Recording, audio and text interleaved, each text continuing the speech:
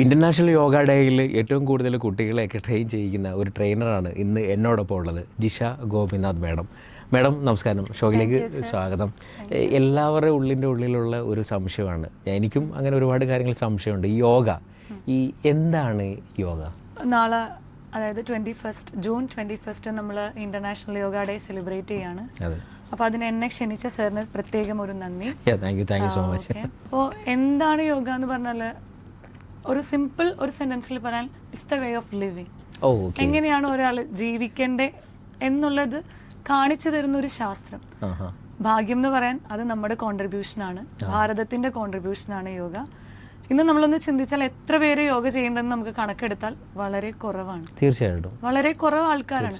പക്ഷെ ഇത് കൂടുതലും ഫോറിനേഴ്സ്, അവര് യോഗയുടെ ഫിലോസഫി പഠിക്കാൻ ഭാരതത്തിൽ വരുന്നു, നമ്മളിൽ നിന്ന് ആ കൾച്ചർ എടുക്കുന്നു, അത് അവരുടെ രീതിയിൽ മാറ്റി ആ ഒരു സിസ്റ്റം ഇപ്പോഴും അവർ ഫോളോ ചെയ്യുന്നു. കേരളത്തിൽ വന്നിട്ട് യോഗ അല്ലെ ഇന്ത്യയിലേക്ക് വന്നിട്ട് അവർ യോഗ പഠിച്ചിട്ട് അവരുടേതായിട്ടുള്ള രീതിയിലേക്ക് അവർ മാറ്റി പുതിയ ഇൻസ്റ്റിറ്റ്യൂട്ടുകൾ അല്ലെ പുതിയ കൾച്ചറിലേക്ക് അവർ അവരുടെ കൺവേർട്ട് ചെയ്യുന്നു, മാറുന്നുണ്ട്. നമ്മളിപ്പോൾ യൂട്യൂബ് തുറന്നാലോ ഗൂഗിൾ ചെയ്താലോ ഒരു ആസനം നമ്മളെടുത്ത്, അതായത് യോഗയിലെ ഓരോ പോസ്റ്റേഴ്സിനെയും ആസനാസ് എന്നാണ് പറയുക. അപ്പൊ ഈ ആസനാസ് എടുക്കും തോറും നമ്മൾക്ക് കാണാൻ പറ്റുന്ന പിക്ചർ കൂടുതലും ഫോറിനേഴ്സിന്റെ പിക്ചറാണ്. അതെ, തീർച്ചയായിട്ടും. കാരണം അവരുടെ വീഡിയോസ് കാണുമ്പോൾ അവരുടെ ഫ്ലെക്സിബിലിറ്റി നമ്മൾ വാവ് എന്ന് പറയും. പക്ഷെ അത് അവർ എവിടെ നിന്ന് ലേൺ ചെയ്തു എന്ന് ചോദിച്ചാല് 5000 വർഷങ്ങൾക്ക് മുമ്പ് സേജ് പതഞ്ജലി എഴുതി വച്ചിട്ടുണ്ട്. 196 സൂത്രങ്ങളിലൂടെ ഒരു മനുഷ്യൻ എങ്ങനെ യോഗമാർഗം സ്വീകരിക്കാം, അങ്ങനെ എഴുതി വച്ചേക്കുന്ന ഒരു ശാസ്ത്രമാണ് യോഗ. മറ്റുള്ള സബ്ജക്റ്റിനെ പോലെയല്ല യോഗേനെ യോഗിക് സയൻസ് അല്ലെങ്കിൽ യോഗ ശാസ്ത്രം എന്ന് തന്നെയാണ് പറയുന്നത്. നമ്മൾ സ്കൂളുകളിൽ ശാസ്ത്രം പഠിക്കുന്നുണ്ട്, സോഷ്യൽ സയൻസ് പഠിക്കുന്നുണ്ട്. പക്ഷെ ശാസ്ത്രം എന്ന് പറഞ്ഞാൽ ഡിഫറൻസ് ഉണ്ട്. എന്തെങ്കിലും പ്രൂഫ് വേണം, ഇന്നത് ചെയ്താൽ ഇന്നത് റിസൾട്ട് കിട്ടും. അത് ഒരു വിങ് ഓഫ് പീപ്പിൾസ് അത് അഡ്മിറ്റ് ചെയ്യണം, അവരത് അംഗീകരിക്കണം. അപ്പൊ അങ്ങനെ അംഗീകരിച്ച ഒരു ശാസ്ത്രമാണ് യോഗ. അപ്പൊ യോഗ എന്നപ്പോ സാറ് ചോദിക്കുമ്പോ സിമ്പിൾ ആയിട്ട് പറഞ്ഞാൽ ഇറ്റ്സ് എ യൂണിയൻ. യുണൈറ്റ് ചെയ്യുക, എന്തിനൊക്കെയോ യുണൈറ്റ് ചെയ്യാന്നാണ് നമുക്ക് മനസ്സിലാവുക. യോഗയുടെ ഫീൽഡായിട്ട് ഇല്ലാത്തവർ എന്തിനെ യുണൈറ്റ് ചെയ്യുമെന്ന് ചോദിച്ചാൽ പല രീതിയിൽ അതിന് ഡെഫിനിഷൻസ് ആചാര്യന്മാർ കൊടുത്തിട്ടുണ്ട്. അപ്പോൾ എന്താ പറയാന്ന് വെച്ചാൽ നമ്മുടെ ഉള്ളിലുള്ള ഒരു ചൈതന്യം, ഈ പ്രപഞ്ചം സൃഷ്ടിച്ച ഒരു ചൈതന്യം, ഇവരെ തമ്മിൽ യുണൈറ്റ് ചെയ്യുക എന്നൊരു നിർവചനമുണ്ട്. അതുകൂടാതെ തന്നെ ഇപ്പോൾ സിമ്പിൾ ആയിട്ട് നമ്മൾ ഗൂഗിൾ ചെയ്താൽ കിട്ടാം, yoga is the union between your body, mind and soul. ഇത് കൂടുതൽ ആൾക്കാർ ആത്മീയപരമായിട്ട് അങ്ങനെ അറ്റാച്ച്ഡ് ആക്കുന്ന ഒരു ഫീലാണോ യോഗ? സ്പിരിച്വൽ ആയിട്ടാണോ എന്ന് ചോദിച്ചാൽ ഇത് ശരിക്കും ഒരു റിലീജിയസ് വൈസ് അല്ല. യോഗ ഹിന്ദുയിസം ആണോ എന്ന് ചോദിച്ചാൽ ഹിന്ദുയിസം അല്ല. ഒരു യോഗ ബുക്കിലും ഹിന്ദുക്കളാണ് ഇത് പഠിക്കേണ്ടത് അല്ലെങ്കിൽ ബാക്കിയുള്ള ആൾക്കാർ പഠിക്കുക അങ്ങനെ ഒന്നും പറഞ്ഞിട്ടില്ല. നമ്മൾ യോഗയുടെ പല ട്രഡീഷണൽ ബുക്സ് എടുത്ത് നോക്കുക, ആ ബുക്കിലൂടെ എല്ലാത്തിലൂടെയും നമുക്ക് പോകുമ്പോൾ ഏത് ഏജ് ഉള്ള ആൾക്കാർക്കും ചെയ്യാം, പ്രായഭേദമന്യേ ചെയ്യാം. അതുപോലെ പ്ലേസ് ഏത് ദേശക്കാർക്കും ചെയ്യാം, രോഗികൾക്കും ചെയ്യാം. അതുകൊണ്ടാണ് നമ്മൾ 21 ഇന്റർനാഷണൽ യോഗ ഡേ ആയിട്ട് സെലിബ്രേറ്റ് ചെയ്യാൻ പോകുന്നത്. 11ാമത്തെ ഇന്റർനാഷണൽ യോഗ ഡേ ആണ് ഈ വർഷം. ഇത് നമുക്ക് വരാനുണ്ടായ കാര്യം നമ്മുടെ പ്രധാനമന്ത്രി നരേന്ദ്രമോദി തന്നെയാണ്. കാര്യം അദ്ദേഹം UN അസംബ്ലിയിൽ 2014 അദ്ദേഹം ഒരു പ്രപ്പോസൽ വെച്ചു, ഇങ്ങനെ ഒരു ശാസ്ത്രം നമുക്കൊരു ഇന്റർനാഷണലി വേൾഡ് ഗ്ലോബലി അക്സെപ്റ്റ് ചെയ്യണമെന്ന്. അദ്ദേഹത്തിനെ സപ്പോർട്ട് ചെയ്ത് 177 കൺട്രീസ് സപ്പോർട്ട് ചെയ്തു. ആ ഒരൊറ്റ കാരണം കൊണ്ടാണ് നമുക്ക് ഇന്റർനാഷണൽ യോഗ ഡേ കിട്ടിയത്. ഇപ്പൊ 177 കൺട്രീസിലും യോഗാസ് പഠിപ്പിക്കുന്നുണ്ട്. ഇവരെല്ലാവരും സെലിബ്രേറ്റ് ചെയ്യുന്നുണ്ട്. അത് കൂടാതെ തന്നെ സജസ്റ്റ് ചെയ്തിട്ട് നെക്സ്റ്റ് ഇയർ 2015 ഫസ്റ്റ് യോഗ ഡേയില് ഏറ്റവും വലിയ ഗിന്നസ് റെക്കോർഡാണ് 35 സംതിങ് പീപ്പിൾസ് യോഗ ചെയ്യുന്നുണ്ട്. മനസ്സിലായോ? അപ്പോൾ ഇത് തന്നെ ഓരോ വർഷവും ആ ഒരു വർഷത്തിന് എന്താണോ സപ്പോർട്ടീവ് ആയിട്ടുള്ള ഒരു തീം എന്നെടുത്താൽ ഇതുവരെയുള്ള എല്ലാ യോഗ ഡേക്കും തീം വന്നേക്കുന്നത് യോഗ ഫോർ പീസ്. കോവിഡിന്റെ സമയത്താണെങ്കിൽ യോഗ അറ്റ് ഹോം അല്ലെങ്കിൽ യോഗ അറ്റ് എവറി കോർട്ട്യാർഡ്, ആ ഒരു തീമിലാണ് കൊണ്ടുവന്നത്. ഇപ്രാവശ്യത്തെ തീം തന്നെ നമുക്ക് എടുത്താൽ yoga for one earth and one health ആണ്. One earth and one health. അപ്പൊ അതിനകത്ത് എർത്ത് വരുന്നുണ്ട്, ഹെൽത്ത് വരുന്നുണ്ട്. അപ്പൊ എന്തിനാണ് ഈ എർത്ത്? അപ്പോഴാണ് നമ്മൾ യോഗ ഫിലോസഫിയിലേക്ക് പോകുന്നത്. വലിയ ഫിലോസഫി ഒന്നും ഞാൻ പറയുന്നില്ല, സാധാരണക്കാർക്ക് മനസ്സിലാവില്ല. പറഞ്ഞു കഴിഞ്ഞാല് പണ്ടത്തെ ആൾക്കാര് കൂടുതലും നമ്മളിപ്പോ അനുഭവിക്കുന്ന കുറെ അസുഖങ്ങൾ അതൊന്നുമില്ല. അവരെന്തുകൊണ്ടാന്ന് വെച്ചാൽ എക്കോ ഫ്രണ്ട്ലി ആയിരുന്നു അവരുടെ ലൈഫ് സ്റ്റൈൽ, എക്കോ ഫ്രണ്ട്ലി ആയിരുന്നു. അപ്പൊ അവർക്ക് ഹെൽത്ത് ഉണ്ട്. ഇപ്പൊ നമ്മുടെ ലൈഫ് സ്റ്റൈല് മാറി, നമ്മളും എർത്ത് തമ്മിലുള്ള കണക്ഷൻസ് ഇല്ല, മനസ്സിലായോ? അപ്പൊ ആ ഒരു കണക്ഷൻ വിട്ടു പോകും തോറും എർത്തിന് കുറെ ചേഞ്ചസ് വരുന്നുണ്ട്, നമ്മുടെ സറൗണ്ടിങ്സിന് വരുന്നുണ്ട്. ആ സെയിം ചേഞ്ചസ് ഹ്യൂമൻ ബോഡിയിലും വരും. കാരണം എങ്ങനെയാണോ എർത്ത് ഡെവലപ്പ് ചെയ്തേക്കുന്നത് അല്ലെങ്കിൽ ബിൽഡ് ചെയ്തേക്കുന്നത്, സെയിം എലമെന്റ് ആണ് നമ്മുടെ ഹ്യൂമൻ ബോഡി. അപ്പോൾ അതനുസരിച്ച് എർത്തിൽ വരുന്ന ചേഞ്ചസ് നമ്മുടെ ബോഡിയിലും വരും. അപ്പോൾ ആസ് എ പ്രാക്ടീഷണർ അല്ലെങ്കിൽ ഒരു ടീച്ചർ എന്നുള്ള രീതിയിൽ ആ ചേഞ്ച് മനസ്സിലാക്കിയിട്ട് ആ ചേഞ്ചിനനുസരിച്ചിട്ട് നമ്മൾ മാറണം. അങ്ങനെയാണെങ്കിലും നമുക്ക് ഹെൽത്ത് എന്ന് പറയാം. ഹെൽത്ത് എന്ന് പറഞ്ഞാൽ അസുഖമില്ലാത്ത അവസ്ഥയല്ല, അത് ഒരു ഡെഫിനേഷനാണ്. അസുഖം ഉണ്ടാവാൻ പാടില്ല. പക്ഷേ ഹെൽത്ത് എന്ന് പറയുമ്പോൾ നമ്മൾ ഫിസിക്കലി ഫിറ്റ് ആയിരിക്കണം, മെന്റലി ഫിറ്റ് ആയിരിക്കണം, ഇമോഷണലി ഫിറ്റ് ആയിരിക്കണം, സോഷ്യലി ആക്റ്റീവ്. ഇതെല്ലാം മൂന്നും വന്നിട്ട് സോഷ്യലി ഇനാക്റ്റീവ് ആണ്. ഒരു സമൂഹത്തിലേക്ക് ഇറങ്ങി പോകുമ്പോൾ ബുദ്ധിമുട്ടാണ്, ആൾക്കാരെ ഫേസ് ചെയ്യാൻ പറ്റുന്നില്ല. ഒരു ഗ്രൂപ്പ് ഓഫ് ആൾക്കാരെ കാണുമ്പോൾ നമുക്ക് അവിടെ നിന്ന് ഓടിപ്പോവാൻ തോന്നും. അങ്ങനെ കുറെ ആൾക്കാരുണ്ട്. ഇതെല്ലാം ഹെൽത്ത് അല്ല, അവിടെ ഡിസീസ് ആണ്. ഏതെങ്കിലും രീതിയിലുള്ള മെന്റൽ ഇഷ്യൂസ് അവിടെ കാണിക്കും. ഇത് യോഗയ്ക്കുള്ള പരിഹാരങ്ങളുണ്ട് അല്ലേ? ഈ ആൻസൈറ്റി, ഉറക്കമില്ലായ്മ, എല്ലാം എല്ലാത്തിനും. കാര്യം വേൾഡ് ഹെൽത്ത് ഓർഗനൈസേഷൻ പറഞ്ഞിട്ടുണ്ട് ഒരു ശരിയായ ഒരു ആരോഗ്യം, അല്ലെങ്കിൽ എന്താണ് ആരോഗ്യത്തിനൊരു ഡെഫിനിഷൻ പറഞ്ഞേക്കുന്നത്, ഒരു പ്രോപ്പറായിട്ട് ആരോഗ്യം വേണമെങ്കിൽ എന്തൊക്കെ കാര്യങ്ങൾ ചെയ്യണം എന്ന് പറഞ്ഞിട്ടുണ്ട്. അതിന് ശരിയായ വ്യായാമം വേണം, ശരിയായ ഉറക്കം വേണം, ശരിയായ ഭക്ഷണം വേണം, ഇതൊന്നും ഇല്ലാത്ത ചിന്ത വേണം, ശരിയായ ശ്വസനം വേണം. ഈ 5 കാര്യങ്ങൾ ഉൾക്കൊള്ളണം. ശരിയായ വ്യായാമം എന്ന് പറയുമ്പോൾ യോഗയിലെ ആസനാസ് ഉണ്ട്, ശരിയായ വ്യായാമം. ദെൻ ശരിയായ ശ്വസനം, ബ്രീത്തിങ് എക്സസൈസ് ഉണ്ട്, അതിന് പ്രാണായാമം എന്ന് പറയും. ശരിയായ ഭക്ഷണം യോഗിക് ഡയറ്റ് ആണ്, യോഗിക് ഡയറ്റ്. ദെൻ ശരിയായ ചിന്ത, പോസിറ്റീവ് തിങ്കിങ്. അതിനകത്ത് നമ്മൾ കുറച്ച് മുദ്രാസ്, നമ്മൾ പ്രാണായാമം അതൊക്കെ ചെയ്തിട്ട് നമ്മുടെ മെന്റലി ഉണ്ടാവുന്ന ഇൽനെസ്സിനെ മാറ്റുക ചെയ്യണം. ഇത് ഈ യോഗ എത്ര വയസ്സുള്ള കുട്ടികളാണ് പഠിക്കാൻ തുടങ്ങുക? ഇപ്പോൾ നോർമലി ഒരു ജിമ്മിലായാലും അല്ലെങ്കിൽ യോഗ പഠിക്കുന്ന ഒരു ഏജ് ഉണ്ടല്ലോ, അത് എത്ര വയസ്സുള്ള കുട്ടികൾക്ക് ഇത് പഠിക്കാൻ പറ്റും? അങ്ങനെയല്ല സാറേ, നമ്മൾ ഈ ഇതിനെ ഏജ് വൈസ് ആയിട്ട് കാറ്റഗറൈസ് ചെയ്യുമ്പോൾ നമ്മൾ കുട്ടികൾ, ഒരു മിഡിൽ ഏജ് അല്ലെങ്കിൽ സീനിയർ സിറ്റിസൺ, അങ്ങനെ കാറ്റഗറൈസ് ചെയ്യുകയാണെങ്കിൽ ഏത് പ്രായക്കാർക്കും ചെയ്യാം. ഇപ്പൊ എന്റെ മോളൊക്കെ ഒരു 4 വയസ്സേ ഉള്ളൂ. ആ 4 വയസ്സുള്ള കുട്ടി ചിലപ്പോൾ ഞാൻ ചെയ്യുന്ന കാണുമ്പോൾ ചെയ്യുമായിരിക്കും. പക്ഷെ അവർ ചെയ്യുന്നത് അവരുടെ ലിമിറ്റില്ല, അത് ചെയ്തോട്ടെ എന്ന് നമ്മൾ വിചാരിക്കണം. പക്ഷെ ആള് ചെയ്യുന്നതിനകത്ത് ഞാൻ പോയി കറക്റ്റ് ചെയ്യാൻ നിൽക്കരുത്. കാരണം അവരുടെ സ്പൈനൊന്നും നമ്മുടെ പോലെ ഡെൻസ് ആയി വന്നിട്ടില്ല. പക്ഷെ അത് ഒരു 8 വയസ്സുള്ള ഒരു മോൻ ചെയ്യുമ്പോൾ അവിടെ പോസ്ചറൽ കറക്ഷൻ ആണ്. അത് തന്നെ കുറച്ചും കൂടെ മുതിർന്ന ആള് ചെയ്യുമ്പോൾ നമ്മൾ ഒന്നും കൂടെ കറക്ഷൻ ചെയ്യണം. ഏജ് കാറ്റഗറി എന്നല്ല, എനി ഏജിൽ യോഗ പ്രാക്ടീസ് ചെയ്യാൻ പറ്റും. ഈ ഇപ്പോൾ കുട്ടികളെ ഇപ്പോൾ ഏറ്റവും കൂടുതൽ പ്രശ്നമുള്ളത് ഉറക്കമില്ലായ്മ, അല്ലെങ്കിൽ ഇങ്ങനെയുള്ള കുറേ പ്രശ്നങ്ങളിലൂടെയാണ് കുട്ടികൾ പോകുന്നത്. ഇപ്പോൾ ഞാൻ തന്നെ ആണെങ്കിലും എനിക്ക് കൃത്യമായിട്ടുള്ള ഉറക്കങ്ങൾ എൻ്റെ കറക്റ്റ് അല്ല, അല്ലെങ്കിൽ ഞാൻ കറക്റ്റായിട്ട് എക്സർസൈസ് വർക്കൗട്ട് കാര്യങ്ങൾ എനിക്ക് കറക്റ്റ് അല്ല. ഇപ്പോൾ ഒരു യോഗയ്ക്ക് ഇപ്പോൾ എനിക്ക് തോന്നുന്നു 1/2 മണിക്കൂർ അല്ലെങ്കിൽ 20 മിനിറ്റ് അങ്ങനെ മാറ്റി വെച്ചാൽ മതിയാവുമായിരിക്കും അല്ലേ? അതെങ്ങനെയാണ് അതിൻ്റെ ഒരു? അങ്ങനെയല്ല സാറേ, നമ്മുടെ ഒരു ക്ലാസിന്റെ പാറ്റേൺ എന്ന് പറഞ്ഞാൽ, ഞാനൊരു പ്രൊഫഷണൽ ഡിഗ്രി കഴിഞ്ഞ ആളാണ്. അപ്പോൾ പ്രൊഫഷണലി ഞാൻ പഠിച്ചിരുന്ന ഒരാളാണ്. എന്റെ ഫീൽഡ് യോഗയല്ലായിരുന്നു. ഞാനൊരു 6 വർഷത്തോളം ഒരു കോളേജിലെ ലെക്ചറായിട്ട് വർക്ക് ചെയ്തുകൊണ്ടിരുന്നതാണ്. അപ്പോൾ അതിൽ നിന്ന് എന്റെ ഫിസിക്കൽ ആയിട്ട് ആക്റ്റീവ് ആവാൻ വേണ്ടി ഞാൻ യോഗയ്ക്ക് വന്ന ആളാണ്. അങ്ങനെ എന്റെ പ്രാക്ടീസ് തുടങ്ങിയതാണ്. അപ്പൊ ഒരു പ്രൊഫഷണൽ കോഴ്സ് പഠിച്ച ഒരാള്, അല്ലെങ്കിൽ നമ്മൾക്ക് ഇപ്പോൾ എല്ലാവരും പൊതുവെ ഉള്ള എല്ലാവരും വിചാരിക്കണം, ഒരു പണിയില്ലാത്ത ആൾക്കാർ ജോലി ചെയ്യുന്നതാണ് യോഗ. അങ്ങനെ വിചാരിക്കുന്ന ഒത്തിരി ആൾക്കാർ എൻ്റെ അടുത്ത് തന്നെ നേരിട്ട് ചോദിച്ചിട്ടുണ്ട്. അപ്പൊ ഞാൻ പറയും അങ്ങനെയല്ല, ശരിക്കും ഇതൊരു ശാസ്ത്രമാണ്, പഠിച്ചതും പ്രൊഫഷണലി ആണ്. ഞങ്ങളുടെ ഗുരു എന്ന് പറഞ്ഞാല് മനോജ് സാറാണ്. പതഞ്ജലി കോളേജ് ഓഫ് യോഗയിൽ നിന്നാണ് ഞാൻ യോഗയുടെ ബാലപാഠങ്ങൾ പഠിച്ചത്, ഇപ്പോഴും പഠിച്ചുകൊണ്ടിരുന്നത്. ഞാനിത് പറയാനുണ്ടായ കാര്യം എന്ന് വെച്ചാൽ, ഞാനൊരു പ്രൊഫഷണൽ കോഴ്സ് പഠിച്ചപ്പോൾ എഞ്ചിനീയറിംഗ് ഫീൽഡ് ആയിരുന്നു, ഒരു ഗവൺമെന്റ് കോളേജിൽ തന്നെ പഠിച്ച ഒരാളാണ്. പഠിച്ചിട്ട് വരുമ്പോൾ ആ പ്രൊഫഷണൽ സ്ഥാപനത്തിൽ നമ്മൾ കുറെ എക്സ്പെരിമെന്റ്സ് ചെയ്യുന്നുണ്ട്. അപ്പോൾ അവിടെ കൊടുത്ത അതേ പ്രൊഫഷണലിസത്തിലൂടെയാണ് ഞങ്ങൾ യോഗ ക്ലാസ്സിൽ പോയിരുന്നത്. അപ്പോൾ അത് ഞങ്ങളുടെ ഗുരുനാഥൻ ഞങ്ങൾക്ക് തന്ന ആളുടെ ഗൈഡൻസ്. ഇപ്പോഴും സാറിന്റെ ക്ലാസ്സിൽ കിട്ടുന്ന ഓരോ തിയറീസ് ആണെങ്കിലും പ്രാക്ടിക്കൽസ് ആണെങ്കിലും വേറെ ഒരു സ്കൂളിൽ നിന്നും നമുക്ക് കിട്ടിയിട്ടില്ല, ഓരോ സ്കൂൾസ് ഓഫ് യോഗ. കാരണം ഞങ്ങൾ പല സ്ഥലത്ത് പല കോഴ്സുകൾ നമ്മൾ അറ്റൻഡ് ചെയ്യുന്നുണ്ട്. മനോജ് സാറിന്റെ ക്ലാസ് എന്ന് പറഞ്ഞാൽ അത്രയും പക്ക പ്രൊഫഷണലാണ്, ഞാൻ അങ്ങനെ തന്നെ പറയുള്ളൂ. കാരണം പ്രൊഫഷണൽ കോഴ്സ് പഠിച്ച ഒരാൾക്കാണ് അവിടെ ഒരു പ്രൊഫഷണലിസം കണ്ടു, വീണ്ടും യോഗയിൽ ഒരു പ്രൊഫഷണലിസം കാണുക എന്ന് പറഞ്ഞാൽ എൻറ്റയർലി ഡിഫറെന്റ് ആണ്.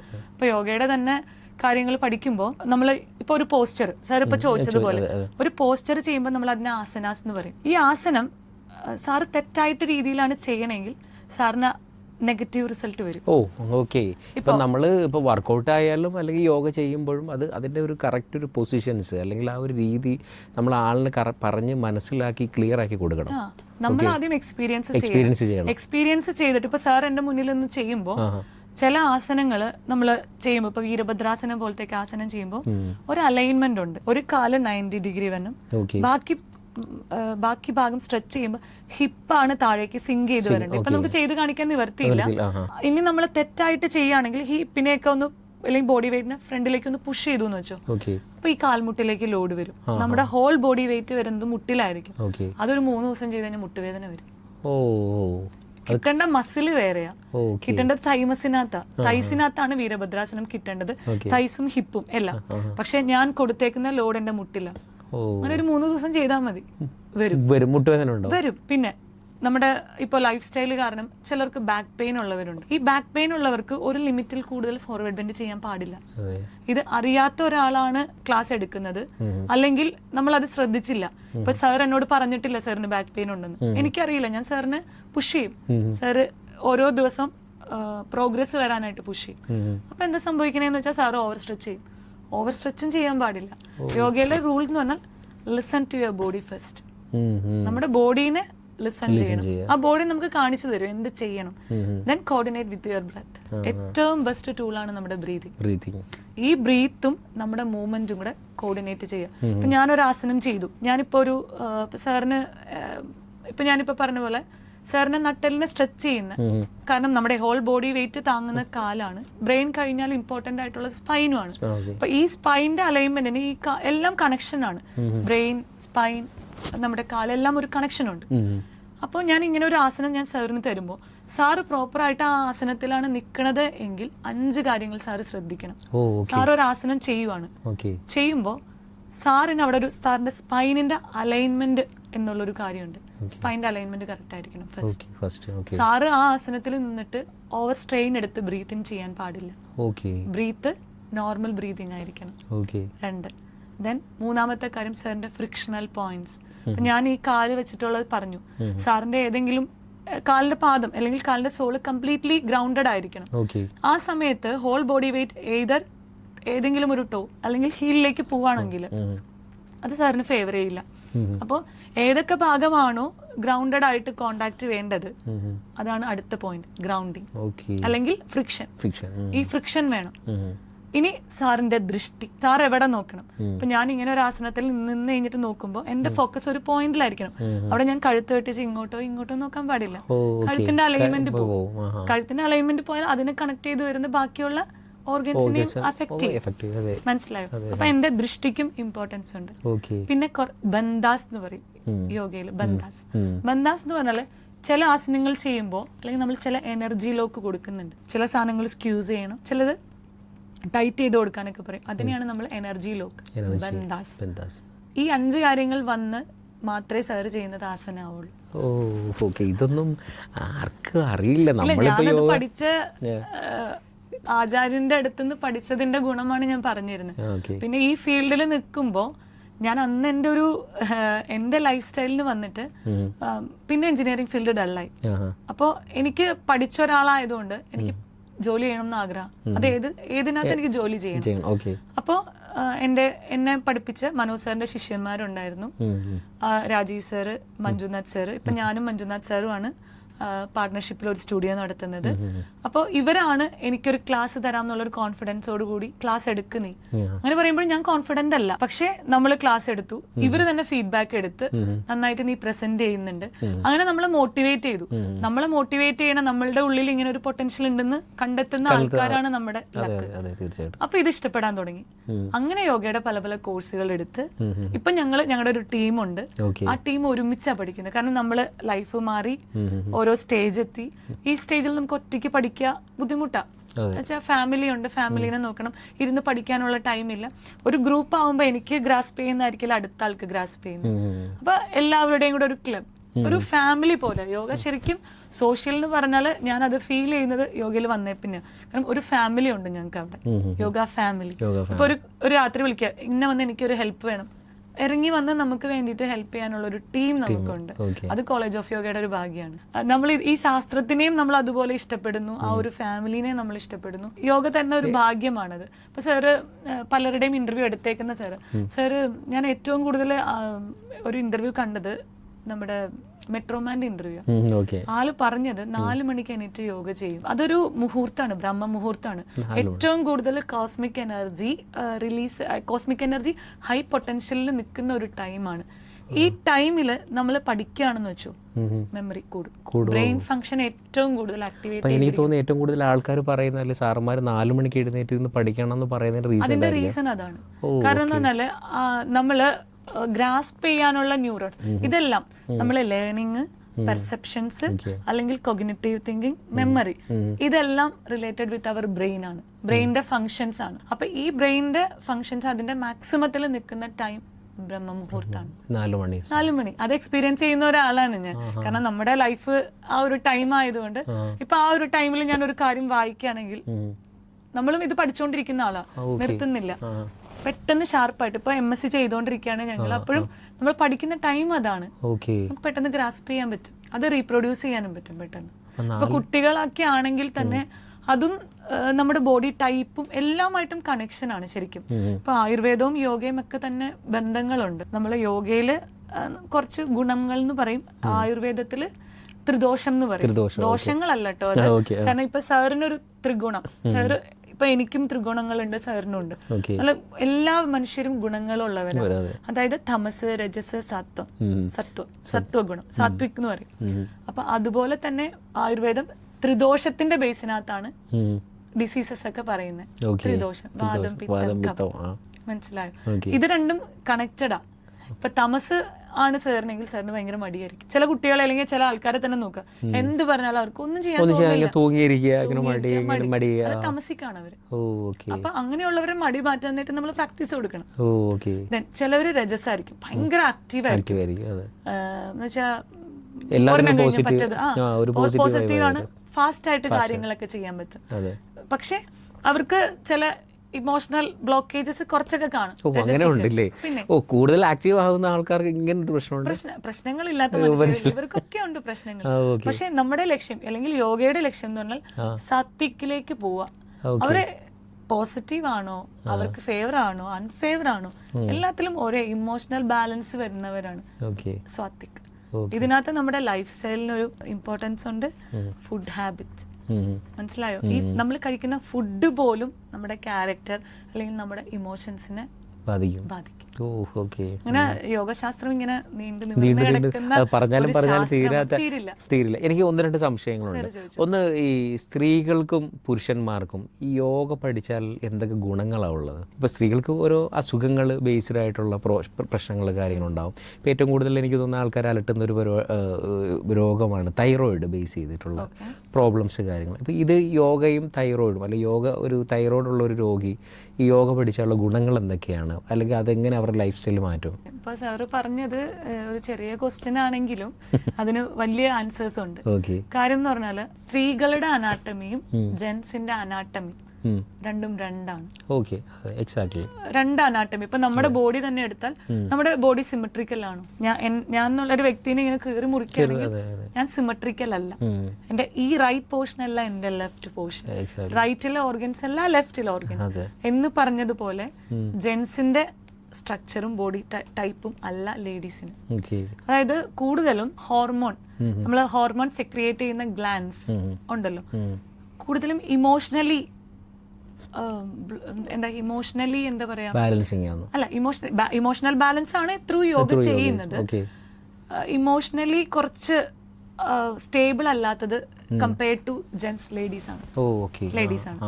കുറച്ചും കൂടെ പറയുകയാണെങ്കിൽ ലേഡീസിന്റെ മസിൽസ് അല്ലെങ്കിൽ ഹിപ്പ് ബോൺ അല്ല ജെൻസിന്റെ ഹിപ്പ് ബോൺ. ലേഡീസിന്റെ ഫ്ലെക്സിബിലിറ്റി അല്ല ജെൻസിന്റെ ഫ്ലെക്സിബിലിറ്റി.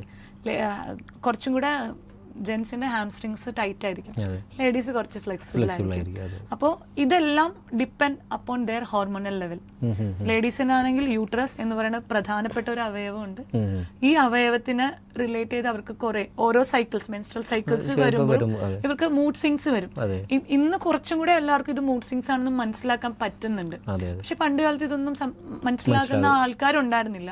ഇപ്പോ പീരീഡ്സ് ആവണേക്ക് മുന്നേ നമുക്ക് ചിലപ്പോൾ ദേഷ്യം വരാം, ചിലപ്പോൾ അത് കഴിഞ്ഞിട്ട് എന്തിനാ ദേഷ്യപ്പെട്ടെന്ന് ചോദിക്കുന്നത് വരെ ഉണ്ട്. ഇതെല്ലാം അവര് നമുക്ക് പ്രൊഡ്യൂസ് ചെയ്യുന്ന ഹോർമോൺ, പ്രൊജസ്ട്രോൺ, അങ്ങനെയൊക്കെ ഹോർമോൺസ് ഉണ്ട്. അപ്പൊ ജെൻസിന്റെ ഹോർമോൺ ക്രിയേഷൻ വെച്ച് നോക്കുമ്പോൾ ലേഡീസിനകത്താണ് ഫ്ലക്ച്വേഷൻസ് വരിക. അപ്പോൾ ലേഡീസ് കൂടുതലും യോഗ ചെയ്യും തോറും ഇവരുടെ ഈ മെൻസ്ട്രൽ സൈക്കിൾ കറക്റ്റ് ചെയ്ത് വരും. കൂടുതൽ എനിക്ക് തോന്നുന്ന മിക്കവരുടെ ആ ഒരു പ്രശ്നങ്ങൾ യോഗയിലൂടെ മാറുന്നുണ്ട്, പരിഹരിക്കാൻ പറ്റുന്നുണ്ട്. എന്ന് പറഞ്ഞാല് ഇപ്പോ പല ക്ലയൻസും നമ്മുടെ അടുത്ത് വരുന്ന, ഇപ്പൊ ഞാൻ പറയാം, ഒരു 13 years ഉള്ള കുട്ടികൾക്ക് വരെ PCOD അല്ലെങ്കിൽ PCOS ഉണ്ട്. നമുക്കുണ്ട് അങ്ങനെയുള്ള ക്ലയൻസ്, കുട്ടികൾ. അല്ലെങ്കിൽ എന്താ പറയാ, ഒരു മന്തില് 2 twice അല്ലെങ്കിൽ ത്രൈസ് ആ ഒരു ഏജിൽ പീരീഡ്സ് വരുന്ന കുട്ടികളുണ്ട്. അപ്പോൾ നമ്മള് യോഗയ്ക്ക് വേണ്ടിയിട്ട് യോഗ അനാട്ടമി പഠിക്കുന്ന ആളാണ്. നമുക്ക് ഗൈനക്കോളജിസ്റ്റ് ഉണ്ട്, നമുക്ക് നമ്മുടെ ക്ലയൻസ് ആയിട്ട്. അപ്പൊ നമ്മൾ എന്തെങ്കിലും ഡൗട്ട് വന്നാൽ അവരായിട്ട് ക്ലിയർ ചെയ്യും. അപ്പൊ അവരോട് ഡിസ്കസ് ചെയ്യുമ്പോൾ പറയുന്നത് ലൈഫ് സ്റ്റൈൽ ആണെന്നാ പറയുന്നത്. ചില കുട്ടികൾ ലീൻ ആണ്, എന്നിട്ട് നമ്മൾ പറയും വണ്ണമുള്ളവർക്കാണ് ഇങ്ങനെ വരും. പക്ഷെ അതൊന്നും അല്ല കാര്യം. ലീൻ ആണെങ്കിൽ പോലും ഇങ്ങനത്തെ ഫേസ് ചെയ്യുന്ന കുട്ടികളുണ്ട്. അപ്പൊ അത് അവരുടെ ലൈഫ് സ്റ്റൈലാണ്. നമ്മുടെ ഓയിലി ഫുഡ്, ജങ്ക് ഫുഡ്, എന്താ പറയാ, കോൾഡ് ഡ്രിങ്ക്സ്, ഇതെല്ലാം ഇവരുടെ ഈ സൈക്കിളിനെയും നമുക്ക് എഫക്ട് ചെയ്യുന്നുണ്ട്. അപ്പൊ നമ്മൾ ഇതിനകത്ത് എന്താ ചെയ്യാന്ന് വെച്ചാല് അവരുടെ പെൽവിക്കിലേക്ക് അല്ലെങ്കിൽ യൂട്രസിനെ സ്ട്രെങ്തൻ ചെയ്യാനായിട്ട് പെൽവിക് ഫ്ലോർ എക്സസൈസ് കൂടുതൽ കൊടുക്കണം. അതുപോലെ പെൽവിക്കിലേക്ക് ബ്ലഡ് സർക്കുലേഷൻ കൂട്ടാനുള്ള സ്ട്രെച്ചിങ് കൊടുക്കണം, ആസനാസ് കൊടുക്കണം. അത് ഒരു ദിവസം കൊടുത്താൽ മതിയോ എന്ന് ചോദിക്കും. പറ്റില്ല. Minimum at the age of 12 പെൺകുട്ടികൾ യോഗ പ്രാക്ടീസ് സ്റ്റാർട്ട് ചെയ്തിരിക്കണം. അതെല്ലാ ദിവസവും കണ്ടിന്യൂ ചെയ്യും വേണം. നമ്മളിപ്പോ ഡെയിലി ബ്രഷ് ചെയ്യുന്നു, ബാത്ത് ചെയ്യുന്നു, അതുപോലെ തന്നെ ഡെയിലി ലൈഫിൽ നമ്മള് നമ്മുടെ ഒപ്പം കൊണ്ട് നടക്കുന്ന ഒരു കാര്യം തന്നെയാണ് യോഗ. മനസ്സിലായോ? പക്ഷെ അത് എത്രത്തോളം കുട്ടികൾ അവെയർ ആയെന്ന് നമ്മറിയില്ല. നമ്മുടെ ചുറ്റുമുള്ള കുട്ടികളെ നമ്മൾ നോക്കണം. ഇപ്പോ നമ്മളൊരു പീഡിയാട്രീഷ്യന്റെ അടുത്ത് ചെല്ലാണെന്ന് വെച്ചോ, ഞാൻ കേട്ടിട്ടുണ്ട് പല പാരന്റ്സും പറഞ്ഞ് എന്റെ കുട്ടിക്ക് വാശിയാണ് എന്ന് പറഞ്ഞിട്ടാണ് വരിക. ആരാണ് ഈ വാശി പഠിപ്പിച്ചതെന്നാണ് ഡോക്ടർ. പാരന്റ്സ് തന്നെ. അവരുടെ വാശി കളയാനായിട്ട് നമ്മൾ എന്ത് ചെയ്തു കൊടുക്കും? അവർ പറയുന്ന കാര്യം സാധിച്ചു കൊടുക്കും. അപ്പൊ കുട്ടികൾക്ക് വാശി തരും. അപ്പൊ ഇത് കുട്ടികൾക്ക് ആ ഏജില് അവർ അവെയർ അല്ല, ഇങ്ങനെ പ്രാക്ടീസ് ചെയ്യണം എന്ന് അവെയർ അല്ല. അപ്പൊ അവെയർ ആക്കി കൊടുക്കേണ്ടത് ആരാ? ഞാനും 2 കുട്ടികളുടെ അമ്മയാണ്. ആസ് എ പാരന്റ് എന്നുള്ള രീതിയിൽ അവരുടെ ചേഞ്ചസ് വരുമ്പോൾ എനിക്കത് ഇപ്പൊ മോണിറ്റർ ചെയ്യാൻ പറ്റുന്നുണ്ട്. എന്റെ മോനായിരുന്ന സമയത്ത് ഞാൻ യോഗ ഇതുപോലെ പഠിച്ചിട്ടില്ല, യോഗ പ്രാക്ടീഷണർ ആയിരുന്നുള്ളൂ, യോഗ ട്രെയിനർ അല്ലായിരുന്നു. അപ്പോ ഇപ്പൊ യോഗ പഠിച്ചുകൊണ്ടിരുന്ന ഇപ്പൊ ട്രെയിനറിന്റെ ലെവലിലേക്ക് മാറിയപ്പോ നമുക്ക് കുറച്ചും കൂടെ നന്നായിട്ട് അവരായിട്ട് ഡീൽ ചെയ്യാൻ എളുപ്പമാണ്. അതുപോലെ നമ്മള് ഇപ്പോ വലിയ ആൾക്കാർക്ക് എടുക്കുന്ന പോലെ അല്ല കുട്ടികൾക്ക് നമ്മൾ ക്ലാസ് എടുക്കാം. നമ്മൾ കുട്ടികൾക്ക് യോഗയിലേക്ക് ഒരു ഇൻട്രസ്റ്റ് ആദ്യം കൊടുക്കണം. കാരണം കുറെ നേരം നമ്മുടെ 1 hour സെഷനിൽ അവരെ പിടിച്ചിരുത്തല് ഭയങ്കര ബുദ്ധിമുട്ടാണ്. പക്ഷെ ഫസ്റ്റ് ക്ലാസ്സിൽ തന്നെ നമ്മുടെ മുന്നിൽ ഒരു കുട്ടി വരികയാണ് എങ്കിൽ അവരുടെ ക്ലാസ്സില് അല്ലെങ്കിൽ ഒരു മാത്സിൽ അവർ ചെയ്യുന്നത് കാണുമ്പോൾ നമുക്ക് മനസ്സിലാവും അവർക്ക് എന്താണ് ഇഷ്യൂ എന്ന്. അവരുടെ പോസ്ചർ ആണോ, അല്ലെങ്കിൽ ചില കുട്ടികൾ നമ്മളിപ്പോൾ എന്ത് ചെയ്യുന്ന വെച്ചാൽ ഏതെങ്കിലും സാധനം പിക്ക് ചെയ്യാൻ പറയും. അപ്പൊ ചില കുട്ടികൾക്ക് പിക്ക് ചെയ്യാൻ ബുദ്ധിമുട്ടാവും. ചിലപ്പോൾ നമ്മള് ബട്ടൺ ഇടാൻ പറയും, ബട്ടൺ ഇടാൻ ബുദ്ധിമുട്ടാണ്. അവരുടെ മോട്ടോർ ഫങ്ഷൻസ് ഒന്നും കറക്റ്റായിട്ട് ആക്ടിവേറ്റ് ചെയ്യുന്നില്ല, അതിനുള്ള കണക്ഷൻസ് അവർക്ക് കിട്ടുന്നില്ല. അപ്പൊ നമ്മൾ അത് ആക്ടിവേറ്റ് ചെയ്യാനുള്ള യോഗിക് ഗെയിംസ് കൊടുക്കും. ഓക്കെ, ഇപ്പൊ നമ്മുടെ അടുത്ത് വരുന്ന കുട്ടികളെ നമ്മൾ ആദ്യം അവരെ മനസ്സിലാക്കുക എന്ന് പറയുന്ന ഒരു കാര്യമുണ്ട്. മനസ്സിലാക്കുക സൈക്കോളജി എന്ന് പറഞ്ഞാൽ കുട്ടികൾക്ക് സൈക്കോളജി ഉണ്ട്, അഡൽട്സിന്റെ സൈക്കോളജി ഉണ്ട്, എല്ലാവരുടെയും സൈക്കോളജി. ഒരു പേപ്പർ തന്നെയുണ്ട് സൈക്കോളജി. ഓക്കെ, അപ്പൊ അത് മനസ്സിലാക്കിയിട്ട് അവർക്ക് വേണ്ട കാര്യങ്ങൾ നമ്മൾ യോഗയിലൂടെ അവർക്ക് ക്ലാസ് എടുത്തു കൊടുക്കും. അങ്ങനെയാണ് കൊടുക്കുന്നത്. ഇപ്പൊ യോഗ എന്ന് പറയുമ്പോൾ കൈ കാലിൽ തൊടുന്നു, ശീർഷാസനം ചെയ്യുന്നു, അതാണോ യോഗയുടെ അൾട്ടിമേറ്റ് എയിം എന്ന് പറഞ്ഞാൽ? അതൊന്നും അല്ല. അതെ. അല്ല, ഞാനും അതാണ് ആലോചിക്കുന്നത്. ഇപ്പൊ കുറെ യോഗയിലെ കുറേ ആസനങ്ങൾ ഇങ്ങനെ പഠിപ്പിച്ച് കൊടുക്കുന്നതല്ല യഥാർത്ഥത്തിൽ യോഗ. ഒരു മനുഷ്യന് വേണ്ട അവൻ്റെ ആവശ്യത്തിൻ്റെ ബോഡിക്ക് ആവശ്യമുള്ള കാര്യങ്ങൾ പഠിപ്പിച്ചു കൊടുക്കുക, അതാണ് യോഗയ്ക്ക് വേണ്ട. നമ്മുടെ മുന്നിൽ ഇപ്പോൾ സാറാണ് വരണമെങ്കിൽ സാറിന് എന്താ വേണ്ടതെന്ന് നമ്മൾ ആദ്യം ചോദിക്കും. എക്സാക്ട്ലി. സാറിന് എന്ത് കാര്യത്തിനാണ് ഞങ്ങളുടെ അടുത്ത് യോഗ ചെയ്യാൻ വരണ്ടേന്ന് നമ്മൾ ചോദിക്കും. ആദ്യം എൻ്റെ പ്രശ്നങ്ങൾ മനസ്സിലാക്കും. ആദ്യം സാറിന്റെ പ്രശ്നങ്ങൾ ഞങ്ങൾക്ക് അറിയാം. സാറിന്റെ എന്തെങ്കിലും ഹെൽത്ത് ഇഷ്യൂസ് ഉണ്ടോ എന്ന് അറിയണം, സാറിന് മെഡിക്കേഷൻ ഉണ്ടോ എന്ന് അറിയണം, സാറിന്റെ ഫുഡ് ഹാബിറ്റ് അറിയണം, സാറിന്റെ ഉറക്കം അറിയണം. ചിലപ്പോൾ സാറ് സ്ട്രെസ് അടിച്ചിട്ടായിരിക്കും വരിക. സാറ് സ്ട്രെസ് അടിച്ചിട്ട് വരുമ്പോൾ സാറിന് ഉറക്കം കിട്ടണില്ലെന്ന് നമ്മുടെ അടുത്ത് പറഞ്ഞാൽ നമ്മൾ ഡീപ് ശവാസന, യോഗനിദ്ര, അതുപോലത്തെ പല ടെക്നിക്സ് തന്ന് സാറിന്റെ പാരാസിമ്പത്തറ്റിക് നെർവ്സിനെ ആക്ടിവേറ്റ് ചെയ്യിക്കുന്നത്. സാറിന്റെ പാരാസിമ്പത്തറ്റിക് നെർവ് കുറച്ച് ലോ ആയതുകൊണ്ടാണ് സാറിന് ഉറക്കം കിട്ടാത്തത്. അപ്പൊ നമ്മൾ അത് ആക്ടിവേറ്റ് ചെയ്യാനുള്ള ടെക്നിക്സ് തരും. ഇപ്പൊ ഗ്രൂപ്പ് ക്ലാസ്സിലാണെങ്കിൽ പോലും ഓരോ ഇൻഡിവിജ്വൽസിനെയും നമുക്കറിയാം നമ്മുടെ ക്ലാസ്സിലുള്ള. അപ്പൊ ആ ഒരു ലിമിറ്റിലേക്ക് നമ്മൾ നമ്മുടെ സിലബസ് അങ്ങോട്ട് മാറ്റും, എന്നിട്ടാണ് തരിക. അതുപോലെ തന്നെയാണ് ഏത് ഏജ് ഗ്രൂപ്പ് വന്നാലും. ഇപ്പോ നമ്മൾ കുട്ടികൾക്ക് ഫോക്കസ് കുറവ്, ഇപ്പൊ പാരന്റ്സ് പൊതുവെ പറയുന്ന കാര്യമാണ് ഫോക്കസ് കുറവാണ്. കാരണം അത് നമുക്ക് അവര് ചെയ്യുന്ന പോസ്റ്റർ കാണുമ്പോൾ അറിയാം. നമ്മൾ അവർക്ക് ബാലൻസിങ് ആസനാസ് കൊടുക്കും. ബാലൻസിങ് ആസനാസ് എന്ന് പറഞ്ഞാല് ഇപ്പൊ രണ്ട് കാലിൽ നിൽക്കുന്നത് ചിലപ്പോൾ ഒരു കാലിലേക്ക് ഷിഫ്റ്റ് ചെയ്ത് വൃക്ഷാസൻ, വീരഭദ്രാസന 3 ഇതുപോലത്തെ ആസനങ്ങൾ നമ്മൾ കൊടുക്കും. അത് കൊടുക്കുമ്പോ അവർ അവിടെ കിടന്ന് വിറയ്ക്കും, അവർക്ക് ഫോക്കസ് ചെയ്യാൻ പറ്റില്ല. ഞങ്ങൾ ഇത് നിർത്തുക, ഞങ്ങൾ നിർത്തിയിട്ട് പോകും, അങ്ങനെ പറയും. അത് അവർക്ക് ഫോക്കസ് ചെയ്യാൻ പറ്റാത്തത് കൊണ്ടാണ്. മനസ്സിലായി, അവർക്ക് ആ ഒരു സാധനത്തില് പിടിച്ചു നിൽക്കാൻ പറ്റുന്നില്ല. പിന്നെ നമ്മൾ അതിനെ സപ്പോർട്ടീവ് വേയിലേക്ക് മാറ്റും. ചിലപ്പോൾ നമ്മളൊന്ന് പോയി അടുത്ത് നിന്നിട്ട് നമ്മൾ സപ്പോർട്ട് ചെയ്യുന്ന രീതിയിൽ ചെയ്യിപ്പിക്കും. ചിലപ്പോൾ ഒരു വാളാണെങ്കിൽ ഇവിടെ വാളിൽ ചെയ്യൂ, നമുക്കത് പറ്റും. അപ്പൊ അവർക്ക് കുറച്ചും കൂടെ ബൂസ്റ്റിംഗ് ആവും. അവരെ സെൽഫ് എസ്റ്റീം ചെയ്യലാണ് നമ്മൾ ചെയ്യുക കുട്ടികളുടെ. എന്നുവെച്ചാൽ കുട്ടികളാണ് അവരുടെ ആവശ്യം അറിയാതെ, അല്ലെങ്കിൽ ആസ് എ പാരന്റിന് എങ്ങനെയാന്ന് വെച്ചാൽ കുട്ടി ഹെൽത്തി ആയിട്ടിരിക്കണം. അപ്പൊ ഇപ്പൊ യോഗ ഒരു ട്രെൻഡായി വരുന്നോണ്ട് പാരന്റ്സ് നമ്മുടെ അടുത്ത് ജോയിൻ ചെയ്യിപ്പിക്കും. ചില പാരന്റ്സിന് യോഗയുടെ ഗുണം അറിഞ്ഞിട്ട് നമ്മുടെ അടുത്ത് ജോയിൻ ചെയ്യിപ്പിക്കുന്നവരുണ്ട്. അപ്പൊ നമ്മൾ എന്ത് ചെയ്യുന്ന വെച്ചാൽ അവരെ സെൽഫ് എസ്റ്റീം വളർത്തും, ബൂസ്റ്റ് ചെയ്യും. പിന്നെ ക്ലാസ്സിൽ നമ്മൾ അവർക്കൊരു ലീഡർഷിപ്പ് ക്വാളിറ്റി കൊടുക്കും. ചില കുട്ടികൾക്ക് ഈ ക്ലാസ്സിൽ ടീച്ചറിനെ കാണുമ്പോൾ ഒരു പേടി, അല്ലെങ്കിൽ പഠിച്ച കാര്യങ്ങൾ പേപ്പറിലേക്ക് പ്രൊഡ്യൂസ് ചെയ്യാൻ പറ്റുന്നില്ല, പ്രസന്റ് ചെയ്യാൻ പറ്റുന്നില്ല, ആൾക്കാർ കൂട്ടത്തിൽ നിൽക്കുമ്പോൾ ഒരു നമ്മൾ ഒരു കാര്യം അങ്ങോട്ട് ഏൽപ്പിക്കും, ഒരു സ്റ്റോറി പറയാം, അല്ലെങ്കിൽ നമ്മൾ പഠിച്ച കാര്യങ്ങൾ യോഗയിലൂടെ നിങ്ങൾക്ക് എങ്ങനെ ആസനാസിലൂടെ ആ ഒരു ഇൻട്രസ്റ്റിംഗ് വേയിൽ തന്നെ നമ്മൾ കുട്ടികൾക്ക് ക്ലാസ് എടുക്കാം. വലിയ ആൾക്കാരെന്ന് പറയുമ്പോൾ അവർ ആവശ്യം കൊണ്ടാണ് നമ്മുടെ അടുത്ത് വരുന്നത്. ഇവരുടെ ഇന്ന ലൈഫ് സ്റ്റൈൽ മാറണം, അല്ലെങ്കിൽ എന്റെ ഈ ഹെൽത്ത് ഇഷ്യൂ മാറണം. അപ്പൊ നമുക്ക് കുറച്ചും കൂടെ ഈസിയാണ്, ഇന്ന കാര്യങ്ങൾ കൊടുത്താൽ മതി. അപ്പൊ ആ ഒരു രീതിയിൽ നമ്മുടെ ക്ലാസ് എന്ന് പറഞ്ഞാൽ ഇന്ന മൊഡ്യൂൾ അനുസരിച്ചിട്ടല്ല നമ്മൾ ക്ലാസ് പ്ലാൻ ചെയ്യുന്നത്. ഇപ്പൊ ഞങ്ങൾ ഇന്നിപ്പോ ഒരു ക്ലാസ് എടുത്തു, ആ ക്ലാസ്സിൽ ഇന്നിപ്പോ പുതിയൊരു ജോയിനി വരും, ആൾക്ക് നെക്ക് പെയിൻ ആണ് അല്ലെങ്കിൽ ബാക്ക് പെയിൻ ആണ്. അപ്പൊ അതനുസരിച്ച് നമ്മൾ മൊഡ്യൂൾ മാറ്റും. നമ്മള് യോഗശാസ്ത്രത്തിനെ അറിയാം, നമ്മുടെ മുന്നിലിരിക്കുന്ന ആ ക്ലയന്റിനെ അറിയാം, ക്ലയന്റിന്റെ ആവശ്യത്തിനനുസരിച്ചിട്ട് നമ്മൾ ക്ലാസ് എടുക്കുക, അവരെ അതിൽ യോഗയിലേക്ക് കൊണ്ടുവരിക. ഇപ്പൊ നമ്മൾ ഈ പിന്നെ ഏറ്റവും കൂടുതൽ ഞാൻ ചോദിക്കുക, ഇപ്പൊ എൻ്റെ ഒരു പ്രശ്നം എന്ന് പറഞ്ഞാൽ ചിലപ്പോൾ എനിക്ക് ഉറക്കം കറക്റ്റ് ആവാറില്ല. എൻ്റെ മെയിനായിട്ടുള്ള പ്രശ്നങ്ങൾ ചില കാര്യങ്ങളാണ്. പിന്നെ മൊബൈലിൽ നമ്മൾ 2 മണി 3 മണി വരെ മൊബൈലിൽ നോക്കി ഒന്നും ഉണ്ടാവില്ല, ജസ്റ്റ് റീൽസ് കാണാൻ വേണ്ടിയിട്ടോ അല്ലെങ്കിൽ ടൈം നോക്കാൻ വേണ്ടി എടുക്കുന്നതായിരിക്കും. ഇങ്ങനെ തോണ്ടി ഇരുന്ന് 2 മണിക്ക് പിന്നെ എഴുന്നേറ്റ് 4 മണിക്ക് എഴുന്നേറ്റ് പിന്നെ അലാം നോക്കും, പിന്നെ കിടക്കും. ഉറക്കം ശരിയല്ല. പിന്നെ എൻ്റെ വർക്കൗട്ട് കാര്യങ്ങൾ ഇപ്പോൾ നോർമലി ഒരു പുരുഷന്മാരുടെ ഒരു പ്രശ്നങ്ങൾ കാര്യങ്ങളാണത്. ഇപ്പം നമുക്ക് എല്ലാ ആഗ്രഹമുണ്ട്, യോഗ ചെയ്യണം, ഇങ്ങനെ ചെയ്യണം, ഇങ്ങനെയൊക്കെയുള്ള പ്രശ്നങ്ങൾ കാര്യങ്ങളുണ്ട്. പക്ഷേ ഇതിനൊന്നും സമയം കിട്ടുന്നില്ല എന്നുള്ളൊരു ചോദ്യം ഉണ്ടല്ലോ. 24 മണിക്കൂർ മുഴുക. അപ്പോൾ അങ്ങനെയുള്ള ആൾക്കാർക്ക് നിങ്ങൾ എന്താണ് ചെയ്യുക? ഓൺലൈൻ ക്ലാസ്സുകളോ അങ്ങനെ എന്തെങ്കിലും സംഭവങ്ങൾ ചെയ്യാം? നമുക്ക് both online and offline classes ഉണ്ട്. ഇപ്പോൾ സാർ പറഞ്ഞ ഉറക്കമില്ലായ്മയിൽ നിന്ന് തന്നെ തുടങ്ങാം. ശരിക്കും നമ്മുടെ ബോഡീനെ ഒരു ടെമ്പിൾ ആയിട്ട് കാണണം എന്നാണ് പറയുന്നത്. അല്ലെങ്കിൽ ടെമ്പിൾ അല്ലെങ്കിൽ ചർച്ച് അതുപോലത്തെ. ഇപ്പൊ ടെമ്പിൾ എന്ന് പറഞ്ഞാൽ വേറെ റിലീജിയസ് പ്ലേസ് അല്ല പറഞ്ഞത്, ഒരു പവിത്രമായിട്ടുള്ള ഒരു ഉപകരണമായിട്ട് നമ്മുടെ ബോഡീനെ കാണണം. കണ്ടാലാണ് അവിടെ ഉള്ളില് ഒരു സോള് വന്നിരിക്കുള്ളൂ, നല്ലൊരു സോൾ ഇരിക്കുള്ളൂ. അപ്പോ ആ പവിത്രമായ ബോഡിയിലേക്ക് ആക്കാനാണ് നമ്മള് യോഗ ആസനങ്ങൾ തരുന്നത്. ഈ ബോഡിയിലെ ബാക്കി എല്ലാത്തിനെയും നറേഷ് ചെയ്ത് ഒരു ബ്ലോക്കേജ് ഇല്ലാതിരിക്കാൻ കറക്റ്റ് ആയിട്ട് പ്രാണൻ കൊടുക്കണം. ആ പ്രാണ കിട്ടുന്നത് പ്രാണായാമത്തിലൂടെ കിട്ടും. അതുപോലെ തന്നെ ഇപ്പൊ സാറ് ഉറക്കമില്ലായ്മ എന്ന് പറഞ്ഞു, അവിടെ മെലാറ്റോണിൻ എന്ന് പറഞ്ഞ ഒരു രാസവസ്തു ഉണ്ട്, മെലാറ്റോണിൻ. ഈ മെലാറ്റോണിന്റെ റെഗുലേഷൻ ആണ് നല്ല ഉറക്കം തരുന്നത്.